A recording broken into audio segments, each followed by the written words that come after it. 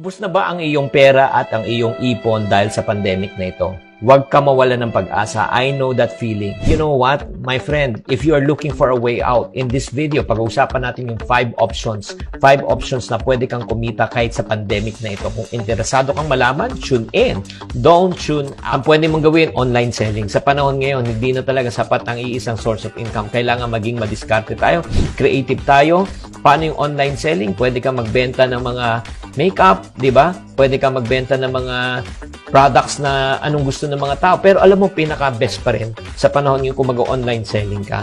Para sa akin, pagkain pa rin. Food is life eh. Siyempre, ang tao, they will skip anything, everything, pero ang pagkain, hindi. So, that's the reason why, if you want to sell, okay, and learn on how you can, Chinky, hindi naman ako marunong magluto.